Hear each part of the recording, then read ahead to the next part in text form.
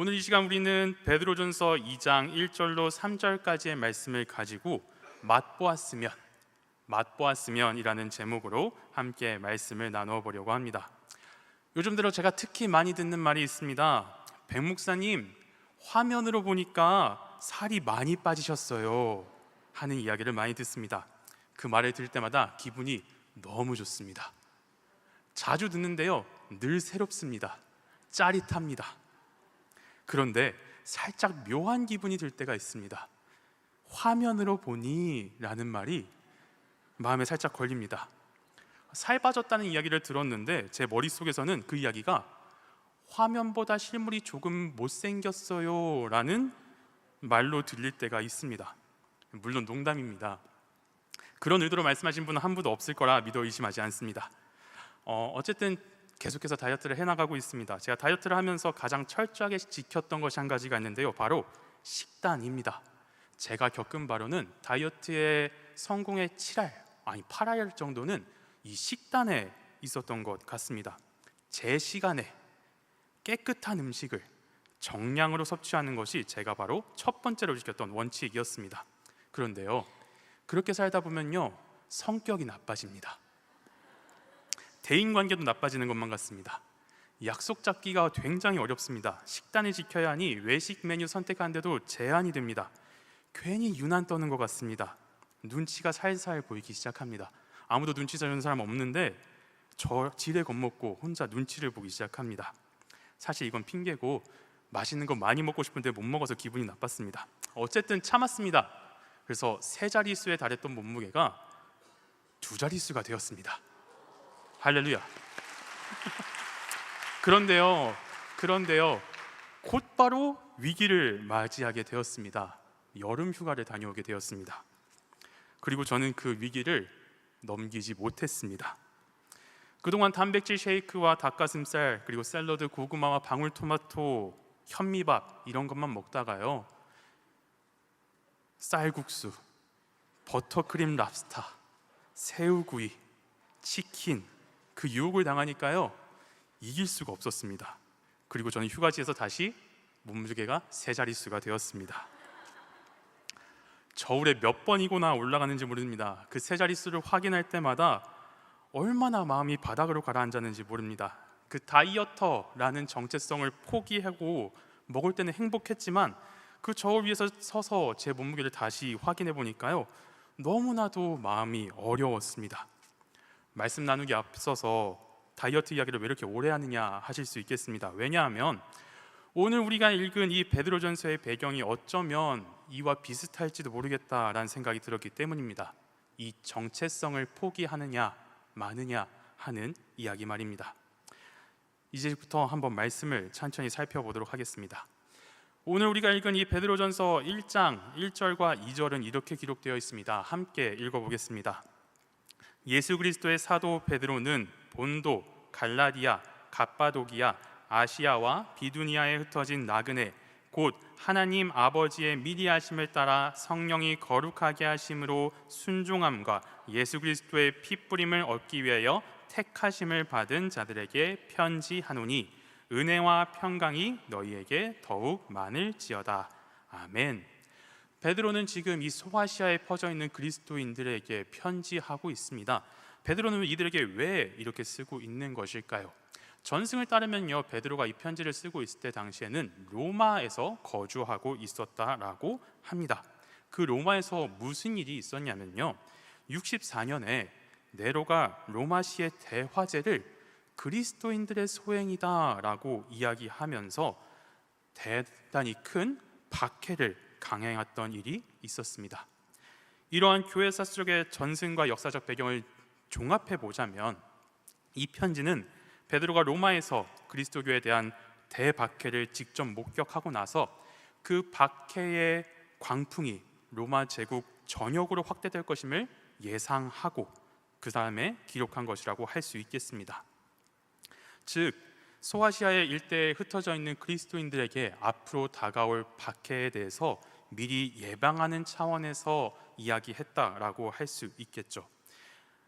이 소아시아 일대에 흩어져 있던 그리스도인들 성도들은요, 로마에서 가해졌던 그 커다란 박해를 당하기보다는요, 일상적으로 조그마한 박해를 받고 있었다, 애매한 고난을 당하고 있었다라고 합니다. 드러내놓고 그리스도인임을 밝히기 어려웠던 당시 정황상 그들에게는 경제적이고 또 사회적인 불이익을 감수할 수밖에 없었습니다. 이들이 겪었던 상황을 하나의 이야기로 한번 풀어보도록 하겠습니다. 비두니아에 있었던 루포라는 구리세공업자의 이야기입니다.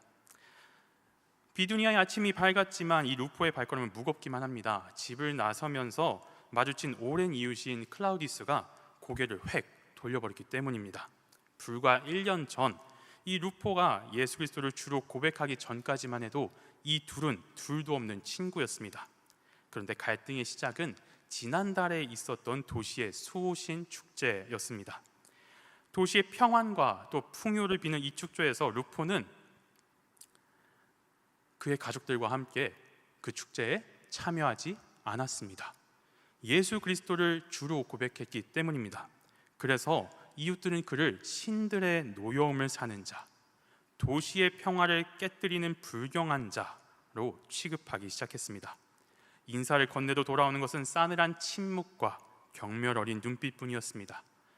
루포는 자신의 고향에서조차 철저한 이방인이 된 듯한 뼈아픈 고립감을 느꼈습니다. 그 무거운 마음을 이끌고 시장통으로 향했습니다. 어쨌든 생계를 이어나가야 하니까요. 루포는 구리생업자들의 동업자 조합인 그 길드, 콜레기아의 모임에 참석해야 했습니다. 로마 제국에서 상인으로 살아가려면 이 조합에 속하는 것이 필수였습니다. 하지만 모임의 시작은 언제나 황제와 수호신을 향해 향을 피우고 그 제물의 고기를 나누어 먹는 제사로 시작되었습니다. 그때 조합장이 찾아와서 루포에게 이야기합니다. 루포, 언제까지 고집 피울 텐가? 향 하나만 피우면 자네 기술로 이 시장에서 큰 돈을 벌 수 있어. 조합장의 회유와 압박 속에서도 루포는 조용히 그리고 단호하게 고개를 저었습니다. 나는 오직 십자가에 달리신 예수 그리스도만을 나의 주님으로 섬깁니다. 이렇게 이야기하니까요, 그 순간 동료들의 얼굴이 험악하게 변했습니다. 이 인류를 혐오하는 자 같으니 우리와 식사도 함께하지 못하겠다는 놈을 우리 길드에 둘 수 없습니다. 그날부로 루포는 그 조합에서 쫓겨나게 되었습니다. 이 조합에서 쫓겨났다는 것은 곧 구리를 도매가로 살 수도 없고 시장의 좋은 자리에 물건을 내다 팔 수도 없게 됨을 의미했습니다. 당장 내일 가족들을 어떻게 먹여야 살려야 할지 눈앞이 캄캄해졌습니다. 텅 빈 수레를 끌고 집으로 돌아오는 길에 등 뒤에서 수군거리는 소리가 들립니다. 저자가 바로 그 야만적인 무리의 일원이야. 밤마다 몰래 모여서 피와 살을 먹는다며 형제와 자매라 부르며 난잡한 짓을 하는 자들이야. 그 이야기를 들은 루포의 마음은 피멍이 드는 것만 같았습니다. 이웃을 사랑하고 정결하게 살려고 노력했을 뿐인데 세상은 그들을 식인종으로 근친상간하는 악행하는 자들로 매도했습니다. 그 순간에 루포의 마음에 강렬한 유혹이 일어났습니다. 그냥 남들처럼 적당히 향 피울까? 길드에 돌아가서 다시 안정적인 삶을 살면 안 될까? 내가 선택한 이 길이 정말 맞는 걸까? 그런 극심한 고단함 속에서 그의 정체성이 거세게 흔들리고 있었습니다. 당시 로마 제국 내에서 기독교인들이 겪었던 고난은 일상 속에서의 핍박과 사회적인 소외였습니다. 이방신전 제사, 황제 숭배, 그리고 그와 연결된 지역사회의 축제와 길드 모임에서 기독교인들이 불참하게 되면서 그들은 인류를 혐오하는 자들 혹은 사회 질서를 깨뜨리는 자들로 낙인 찍혔습니다. 이로 인해 직업을 잃거나 경제적 불이익을 당하고 이웃들로부터 비방과 조롱을 받는 시험을 겪고 있었습니다. 말씀을 읽다가 그런 생각을 하게 되었습니다. 이런 시험에서, 이런 상황에서 흔들리고 있는 자들 중에 혹시 이미 마음이 꺾인 사람들이 있지 않았을까 하는 생각이 들었습니다. 어쩌면 정말로 다시 옛날의 삶으로, 그리스도를 만나기 전의 삶으로 선을 넘는 사람들도 있지 않았을까요? 삶이 너무 힘들어서, 고난이 버거워서 참지 못해서 다시 이전의 삶을 선택한 사람이 있었을지도 모르겠습니다. 그렇다면 그들의 마음은 어떤 마음일까요? 이미 실패한 사람의 마음은 어떤 마음일까요? 자책한 사람들도 있었겠죠. 하나님, 제가 정말 하나님의 사람인가요? 제가 정말 그리스도인인가요? 하나님, 저는 아닌 것 같습니다. 저 못하겠습니다. 이렇게 생각하는 이들도 있을 것입니다. 그리스도인으로서의 정체성을 포기하게 만드는 시대였습니다. 그 세상의 유혹에, 세상의 고난에 그리스도인으로서의 정체성이 흔들리는 위기의 상황입니다. 어쩌면 이미 넘어져 버린 상황입니다. 그런데 문제는요, 그 모습이 우리에게서도 나타난다는 것입니다. 어쩌면 오늘 우리 가운데서 그리스도인으로서의 정체성을 포기하도록 강요하는 삶의 문제에 흔들리고 또 넘어져 버리는 우리가 되어버린다는 것입니다. 이번에도 한 인물의 이야기를 들려드리겠습니다. 7년차 직장인 지훈의 이야기입니다. 월요일 아침 이 지훈은 무거운 발걸음을 이끌고 사무실 문을 열었습니다. 주말 사이에는 부서 단체 메신저방에서 자기네끼리 스크린 골프를 즐기고 술자리를 가졌던 이야기들로 시끌벅적했었습니다. 그런데 지훈은 철저하게 배제되어 있었습니다. 갈등은 몇 달 전부터였습니다. 주말마다 이어지는 부서장의 사적인 호출과 회식 자리에서 습관적으로 이어지는 불건전한 2차, 3차 문화를 지훈이 정중하게 단호하게 거절하면서부터였습니다. 교회 다니는 사람들은 왜 그렇게 유별나? 적당히 좀 어울리지. 그렇게 말하며 동료들의 시선은 싸늘해져 갔고 점심시간마다 이 지훈을 빼놓고 자기들끼리 우르르 나가는 일이 잦아졌습니다. 군중 속에 있지만 철저히 혼자가 되는 것 같은 은근한 따돌림, 그것은 지훈의 일상을 서서히 갉아먹고 있었습니다. 오후 회의 시간, 팀장이 이 지훈을 따로 불렀습니다. 이번 달 부서 실적을 맞추기 위해서 협력업체와의 거래 내역 그 단가를 약간 조작해서 마사지해서 보고서에 올리라고 지시했습니다. 관행이라는 이름으로 포장되었지만 명백한 거짓이자 불법이었습니다. 지훈은 팀장에게 이렇게 대답합니다. 팀장님, 이 부분은 규정상 도저히 이렇게 숫자를 맞출 수가 없습니다. 그러자 팀장의 얼굴은 일그러지게 되었습니다. 그리고 그 일그러진 얼굴로 대답합니다. 지훈 대리, 사람이 왜 그렇게 융통성이 없어? 자네 혼자 깨끗한 척하면서 남은 우리 팀원들은 뭐가 돼? 조직생활 그렇게 하는 거 아니야. 결국 지훈이 몇 달간 밤을 새우며 기획했던 핵심 프로젝트의 책임자 자리는 팀장과 코드가 잘 맞는 다른 동료에게 넘어갑니다. 이는 곧 연말 인사 고과에서 불이익과 승진 누락을 의미하는 것입니다. 신앙적인 양심을 지킨 대가가 너무나도 즉각적이고 차가운 현실이었습니다. 퇴근길에 만원 지하철 안에서 지훈은 멍하니 스마트폰 화면만 바라보았습니다. SNS에는 프로젝트를 가로챈 동료가 팀장과 고급 식당에서 회식하며 찍은 사진이 올라와 있습니다. 역시 사회생활은 센스라고 말하고 댓글이 달려 있었습니다. 그리고 그 댓글이 지훈의 마음을 후벼 파는 것만 같습니다. 가슴속에 억울한 분노가 차올랐습니다. 내가 무슨 큰 죄 지었다고 이런 취급받아야 되나? 나도 그냥 눈 딱 감고 팀장님이 시키는 대로 숫자 좀 바꿀 걸 그랬나? 어차피 다들 그렇게 사는데 나 혼자 신앙 지킨다고 누가 알아주기나 하나? 가족들의 얼굴이 떠오르며 세상의 방식대로 적당히 타협하고 남들처럼 편하게 살고 싶다는 강렬한 유혹이 지훈의 마음을 격렬하게 흔들었습니다.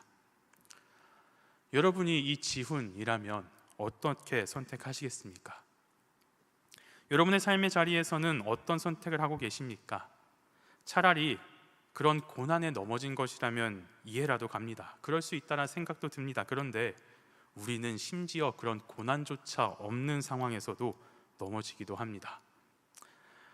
여름 휴가를 다녀왔습니다. 좋은 숙소에서 머물고 좋은 음식과 관광도 즐겼습니다. SNS에 엄청나게 꺼드럭대면서 자랑했습니다. 그런데 사실 휴가 갔다 온 기분은 썩 좋지만은 않았습니다. 휴가를 떠나기 약 2주 전에 어머니께서 계단에서 넘어지셔서 발목이 부러지셨습니다. 수술을 하게 되셨습니다. 급하게 수술을 했습니다. 취소도 되지 않는 호텔과 비행기 표여서 2주가 지나고 겨우 목발을 의지하여 조금씩 걸을 수 있게 되신 어머니를 모시고 전동 휠체어도 빌리고 휴가를 떠났습니다. 좋은 일만 있으면 좋겠는데 밤에는 물갈이와 알러지 반응으로 어머니는 좋은 숙소 내버려 두고 응급실에서 밤을 지새셨습니다. 3박 중에서 2박을 병원에서 보냈습니다. 첫째 날에는 누나가 동행을 했었고요. 둘째 날에는 동생도 알러지 반응이 또 올라와서 동생과 어머니를 병원에 보내려 했습니다. 자기는 약만 먹으면 된다라고 말하는 동생과 너도 아프니 네가 어머니 모시고 가서 대신 좀 가라라고 말하는 누나 사이에서 실갱이가 살짝 오갔습니다. 결국 둘이 같이 갔습니다. 둘이 그러는 사이에 너는 뭐 했냐라고 하실 수 있겠습니다. 네, 저는 아무것도 하지 않았습니다. 그 셋을 보면서 아무것도 하지 않은 제 모습이 너무나도 비겁하게 보였습니다. 피곤하다는 핑계로 아무 말도 하지 못했습니다. 그리고 나중에 이런 생각이 들더라고요. 나중에 우리 엄마 혹시라도 진짜 아프게 되시면 이런 모습이겠구나 하는 씁쓸한 생각이 들었습니다. 이게 그리스도인의 모습일까요? 이게 예수 믿는 사람의 모습일까요? 이뿐만이 아닙니다. 휴가 마지막 날 식당에서 또 사건이 있었습니다. 음식이 다 나오면 사진을 찍어야겠다는 동생과 배고프니 나오면 하나씩 찍으라는 누나 사이에서 또 갈등이 있었습니다. 저는 그 사이에서 동생이 너무 철이 없다 생각하고 비아냥거리다가 더 철이 없게 동생과 크게 다투게 되었습니다. 나중에 들어보니까요, 형이 풍경 사진 더 없냐라고 얘기했던 거 듣고 형 사진 좀 만들어 주려고 동생이 그렇게 애썼던 겁니다. 그런데 형한테서 그런 비아냥 소리를 듣고 심지어 맞기까지 했으니까요, 얼마나 억울했는지 저는 그 이야기를 건너 들었어요. 그리고 나서 제 모습을 보니까요, 너무 비참했습니다. 너무 부끄러웠습니다. 저는 이번 휴가에서요, 제 밑바닥을 보고 왔습니다. 하나님, 저 목사 맞습니까? 목사 시키겠다고 불러왔는데 하나님, 제 밑바닥이 이렇습니다. 하나님, 이런 사람 어디다 쓰시렵니까? 받은 은혜 기억도 못하고 또 제멋대로 살아버리는 사람이라 너무나도 부끄럽습니다 하는 마음이 들었습니다. 그리스도인이기를 너무나도 쉽게 포기해버린 저의 모습이 너무나도 부끄럽습니다. 얼마나 큰 고난이 왔다고 그새 넘어지고 마는 저의 모습이 너무나도 부끄러웠습니다. 그리스도인으로서의 정체성을 포기하게 만드는 시대입니다. 그 세상의 유혹에, 세상의 고난에 그리스도인으로서의 정체성이 흔들리는 위기의 상황입니다. 어쩌면 우리 중에는 이미 넘어진 사람도 있을지 모르겠습니다. 그렇게 그리스도인이라는 정체성이 계속해서 흔들리는 위기를 마주한 그 소아시아의 성도들에게 오늘 하나님께서는 베드로 사도를 통해 이렇게 말씀하여 주십니다. 베드로전서 2장 1절로 3절까지의 말씀 함께 읽겠습니다.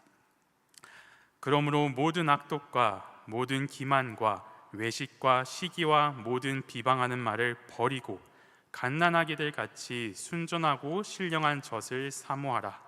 이는 그로 말미암아 너희로 구원에 이르도록 자라게 하려 함이라. 너희가 주의 인자하심을 맛보았으면 그리하라. 아멘. 하나님께서 베드로를 통해서 이들에게 가르쳐 주시는 것은 다른 것이 아니었습니다. 더 새로운 방법이 아닙니다. 간단하고 쉬운 방법입니다. 첫째, 버리고, 둘째, 사모하라. 이것입니다. 모든 악독과 모든 기만과 외식과 시기와 모든 비방하는 말, 곧 이전까지의 생활 양식, 그리스도인이 되기 전에 생활 양식을 버리는 것입니다. 하나님의 사랑을 맛보기 전에 내가 내 힘으로 살려고 내 인생을 주도하려고 했던, 나의 방법으로 살려고 했던 그 모든 것을 버리는 것입니다. 왜요? 내 손이 비워야 새로운 것을 채울 수 있기 때문입니다. 내 마음이 깨끗하게 비워져야 하나님의 것으로 채울 수 있기 때문입니다. 그리고 갓난아기들 같이 순전하고 신령한 젖을 사모하라고 말씀하십니다.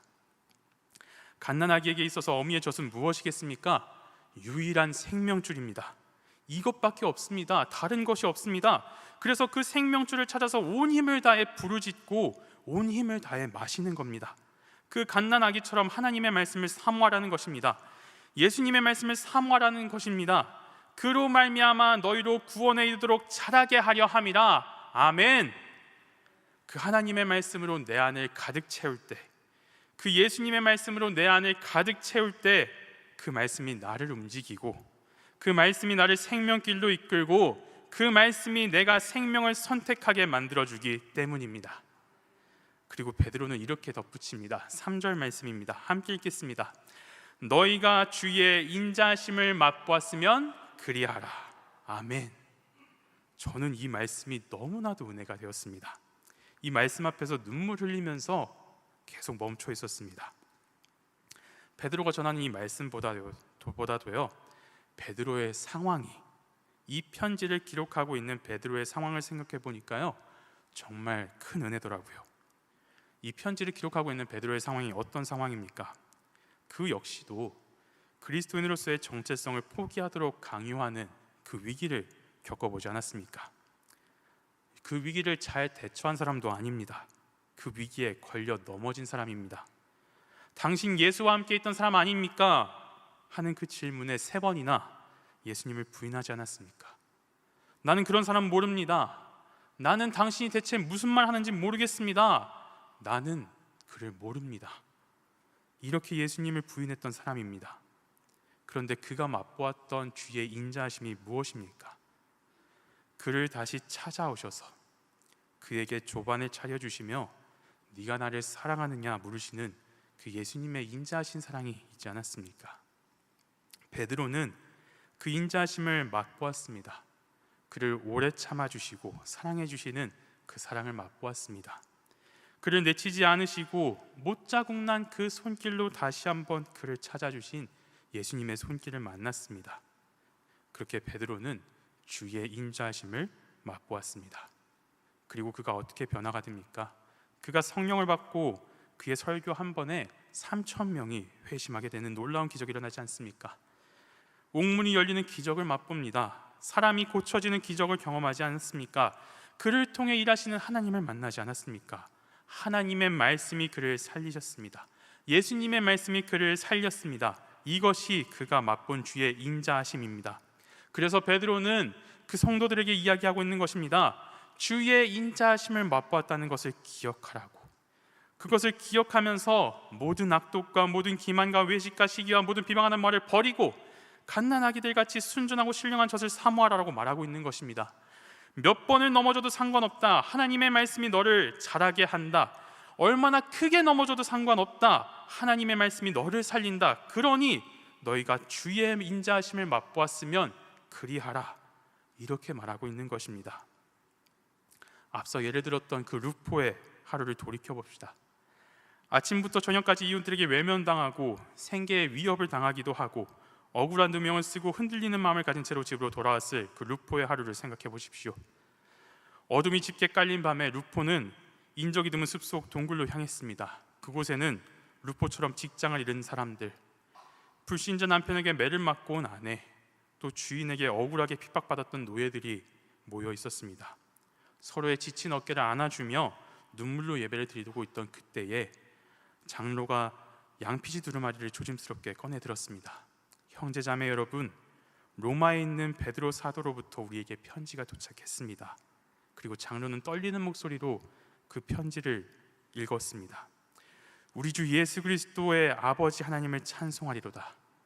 예수 그리스도를 죽은 자 가운데서 부활하게 하심으로 말미암아 우리를 거듭나게 하사 산 소망이 있게 하시며, 사랑하는 자들아, 거류민과 나그네 같은 너희를 권하노니 영혼을 거슬러 싸우는 육체의 정욕을 제어하라. 너희가 주의 인자하심을 맛보았으면 그리하라. 그 베드로의 편지를 들은 루포의 눈에서는 뜨거운 눈물이 흘러내렸을 것입니다. 그래, 나는 이 썩어질 세상에 영원히 살 사람이 아니다. 나는 하늘의 유업으로 약속받은 영광스러운 나그네다. 잠깐의 고난이 나를 무너뜨릴 수 없다. 나를 위해 십자가를 참으신 예수님의 사랑을 기억한다면 나는 다시 일어설 수 있다. 나는 끝까지 다시 일어설 수 있다. 이렇게 고백하지 않았을까요? 가장 절망적이었던 하루의 끝에서 실패의 자리에서 돌아온 사도 베드로가 전하는 이 메시지는 찢어진 루포의 마음을 다시 견고하게 꿰매고 있었습니다. 그 루포는 다시 한번 십자가의 길을 묵묵히 걷기로 다짐하며 어두운 밤하늘의 별을 보며 찬양을 했을 것입니다. 그리고 오늘 하나님께서는 우리에게도 동일하게 말씀해 주십니다. 너희가 주의 인자하심을 맛보았으면 그리하라. 그렇게 말씀해 주십니다. 오늘 우리 중에도 흔들리는 마음으로 또는 꺾여버린 마음으로 이곳에 앉아있는 분들이 계실지 모르겠습니다. 어쩌면 이런 질문을 던질 수도 있겠죠. 나는 하나님의 인자하심을 맛본 경험이 없습니다 라고 말할 수 있겠습니다. 또는 어쩌면 이미 꺾여버린 마음으로 나는 하나님의 사랑을 받을 자격이 없는 사람입니다. 나는 쓸모없는 사람입니다. 이렇게 말할 수도 있겠습니다. 그러나 아닙니다. 우리는 이미 주의 인자하심을 맛본 사람들입니다. 우리는 이미 주의 인자하심을 맛보았고 그 사랑을 확증받은 사람들입니다. 그리고 하나님의 사랑은 내가 넘어지는 그 순간에조차 끊이지 않고 계속해서 흘러오고 있습니다. 실패했던 베드로를 사랑해 주신 하나님께서는, 베드로가 주의 인자하심을 맛보게 해주신 그 하나님께서는 이미 오늘 저와 여러분이 하나님의 인자하심을 맛보게 하셨습니다. 바로 예수님의 십자가에서 말입니다. 그 십자가의 사랑이 얼마나 큰 사랑인지 기억하고 계십니까? 나를 오래 참아주신 그 사랑입니다. 나를 끝까지 기다려주신 사랑입니다. 세상의 그 무엇도 끊을 수 없는 사랑입니다. 내가 아직 죄인 되었을 때에 십자가에서 자기 아들을 죽이사 자기 사랑을 확증하신 하나님의 사랑입니다. 그 인자심을 기억하게 하십니다. 나의 실패보다 하나님의 은혜가 큽니다. 나의 인격보다 하나님의 은혜가 큽니다. 내가 망친 인생보다 하나님의 은혜가 큽니다. 하나님은 능히 나의 실패를 고치실 수 있습니다. 하나님은 능히 나를 예수님 닮은 사람으로 빚어가십니다. 하나님은 능히 내가 망쳐놓은 인생을 하나님의 나라로 만드십니다. 정말 그렇더라고요. 정말 하나님의 사랑이 나를 다시 살리더라고요. 휴가 갔다 와서 마음이 어려운 상태로 설교를 맡게 되었습니다. 설교할 수 있을까라는 생각이 제일 먼저 들었습니다. 그런데 말씀을 묵상하면서요, 예수님의 사랑을 다시 기억하게 하셨습니다. 그리고 그 말씀이 저에게 길을 가르쳐 주십니다. 다시 무엇부터 회복해야 되는지를 가르쳐 주십니다. 우리가 가장 먼저 회복해야 되는 것은요, 말씀 앞에 서는 것입니다. 말씀 앞에서 우리는 회복될 수 있습니다. 말씀 앞에서 우리는 다시 살아날 수 있습니다. 여러분, 하나님께서 우리에게 왜 이렇게 은혜를 베풀어 주실까요? 왜 우리를 다시금 일어서게 하시며 계속해서 한량없는 자비하심으로 우리에게 말씀하시는 걸까요? 하나님의 목적이 도대체 무엇일까요? 4절부터 9절까지의 말씀에 이렇게 기록이 되어 있습니다. 사람에게는 버림받았으나 하나님께는 택하심을 입은 보배로운 산돌이신 예수께 나아가 너희도 산돌같이 신령한 집으로 세워지고 예수 그리스도로 말미암아 하나님이 기쁘게 받으실 신령한 제사를 드릴 거룩한 제사장이 될지니라. 그러나 너희는 택하신 족속이요 왕같은 제사장들이요 거룩한 나라요 그의 소유가 된 백성이니 이는 너희를 어두운 데서 불러내어 그의 기이한 빛에 들어가게 하신 이의 아름다운 덕을 선포하게 하려 하심이라. 아멘. 하나님께서 우리에게 은혜를 베풀어 주시는 그 목적은요, 우리를 거룩한 제사장으로 만들기 위해서입니다. 어떤 제사장입니까? 하나님이 기쁘시게 받으실 신령한 제사를 드리는 거룩한 제사장입니다. 하나님은 우리를 거룩한 제사장으로 부르셨습니다. 제사장이 뭐 하는 사람입니까? 하나님께 나아갈 수 없었던 사람들을 하나님께 인도하는 사람들 아니겠습니까? 그들을 예배 자리로 초대하는 사람들 아니겠습니까? 무엇으로 하나님을 소개합니까? 나에게 베풀어 주신 은혜로 하나님을 소개합니다. 우리를 어두운 데서 불러내어 그의 기이한 빛 가운데 들어가게 하신 그 하나님의 아름다운 덕을 선포하는 것입니다. 나에게 베풀어 주신 이 사랑을 증거하는 것입니다. 하나님이 나를 이렇게 사랑해 주셨다. 하나님이 나를 이렇게나 사랑해 주신다. 나에게 이렇게 은혜를 베풀어 주셨다. 나 같은 자에게 또 하나님께서 일하셨으니 하나님은 너에게도 충분히 일하실 것이다. 선포하며 사람들과 하나님을 연결해 주는 것이 제사장의 직분 아니겠습니까? 그렇다면 이 직분을 어떻게 담당할 수 있을까요? 하나님의 아름다운 덕을 어떻게 선포할 수 있을까요? 진짜 맛보아야 합니다. 하나님의 은혜를 음미해야 합니다. 누려야 합니다. 정말 깊이 맛보아야 합니다. 사람은요, 자기가 즐기는 것을 찬양하게 되어 있습니다. 그래서 자기가 즐기는 것을 찬양하지 못하면 굉장히 괴로워합니다. 조금 더 쉽게 이야기를 좀 풀어볼게요. 여러분 혹시 소울푸드라는 말 들어보셨습니까? 영혼을 위로해주는 음식을 소울푸드라고 합니다. 저에게 있어서 소울푸드는 3가지가 있습니다. 제육볶음, 돈가스, 그리고 국밥입니다. 삼시세끼 이걸 돌려 먹어도 평생을 살아갈 수 있겠다라는 생각이 듭니다. 그리고 어느 날 굉장히 맛있는 제육볶음을 먹으면요, 마음이 너무나도 기쁩니다. 그리고 내 마음속에서 찬양이 터져 나옵니다. 할렐루야 하면서요. 이 집 잘하네, 이 집 정말 맛있네 하면서 이 제육볶음을 칭찬하게 되고 찬양하게 됩니다. 그럼 이 제육볶음이 영광을 얻습니다. 이 찬양을 전문적으로 하는 사람이 있어요. 제육볶음을 굉장히 디테일하게 칭찬을 합니다. 제육볶음을 딱 먹고 이 제육볶음은 퍽퍽한 후지가 아니라 쫄깃한 앞다리살을 사용했구나. 텁텁한 고추장이 아니라 정말 맛있는 고춧가루로 강하게 맛을 냈구나. 질척질척하지 않게 강한 불로 빠르게 볶은 집이구나. 불맛이 있는 집이구나 하면서 디테일하게 찬양을 합니다. 그렇게 전문적으로 찬양하는 사람이 뭐 하냐면요, 이걸 전도하기 시작합니다. 야, 이 집 제육 진짜 맛있다, 한번 먹어봐. 이 집 진짜 제대로 하는 집이야 하고 먹이고 눈을 감고 그 맛을 묵상하게 합니다. 제육의 값을 한번 묵상해봐 라고 이야기하죠. 껍데기의 쫄깃함과 잘 마이야르된 그 불향을 느껴보렴. 처음에는 잘 모르겠다 그러죠. 괜찮아, 내가 다음에 또 사줄게. 그렇게 몇 번 먹다 보면요, 이 작은 차이를 알아차리게 됩니다. 진짜 차이가 있는 거구나 하고 알게 됩니다. 그리고 그걸 얻어먹은 사람도 이 집 진짜네 하고 이 제육볶음을 찬양하게 됩니다. 그리고 제육볶음이 영광을 얻게 됩니다. 여러분, 여기서 이 제육볶음을요 하나님으로 바꾸면요 우리가 해야 될 일이 나오게 됩니다. 그게 하나님이 기쁘게 받으실 신령한 예배가 됩니다. 하나님의 인자심을 매일 새롭게 맛봅니다. 나의 삶에 일하시는 하나님의 손길을 맛봅니다. 나의 삶을 빚어가시는 하나님의 은혜를 맛보고 묵상합니다. 내가 이런 상황에서도 하나님은 일하시는구나, 하나님은 이렇게 말씀하시는구나 기억하고요, 그 하나님을 찬양하게 됩니다. 그리고 그 하나님을 전하게 됩니다. 간증하게 되고 전도하게 됩니다. 하나님의 아름다운 덕을 선포하게 합니다. 그리고 하나님의 말씀을 계속해서 묵상합니다. 그들도 하나님을 만나게 됩니다. 그들도 하나님을 찬양하게 됩니다. 이것이 우리가 해야 할 일입니다. 그러기 위해서는요, 우리는 매일 하나님의 은혜를 맛보아야 합니다. 하나님의 인자하심을 맛보아야 합니다. 하나님의 말씀을 맛보아야 합니다. 하나님의 일하심을 맛보아야 합니다. 계속해서 하나님께서 나의 삶을 돌보신다는 것을 맛보아야 합니다. 하나님께서 나의 삶을 통해 영광 받으신다는 것을 맛보아야 합니다. 어떻게요? 매일 하나님의 말씀 앞에 나를 세우면서요. 매일 하나님의 말씀 앞에 서는 겁니다. 어찌 됐든 하나님의 말씀 앞에 서는 겁니다. 어제 나의 삶이 어떠했든지 상관없습니다. 다시 말씀 앞에 서는 겁니다. 하나님의 은혜를 갈구하며 말씀 앞에 서는 겁니다. 사랑하는 여러분, 이제 말씀을 마치려고 합니다.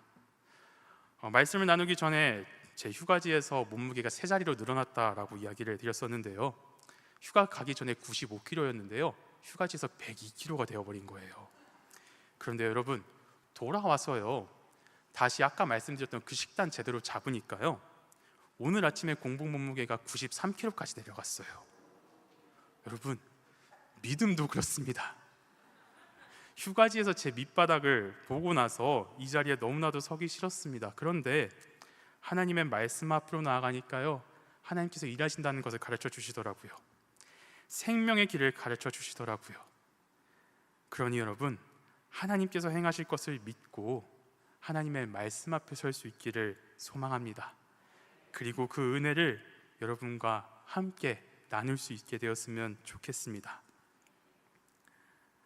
세상의 문제로 내가 가진 그리스도인의 정체성이 흔들릴 때요, 아니면 이미 넘어져서 나를 포기하고 싶어지는 때에는요 다시 하나님의 말씀 앞으로 가야 합니다. 하나님과 교제하는 그 시간을 다시 세워가야 합니다.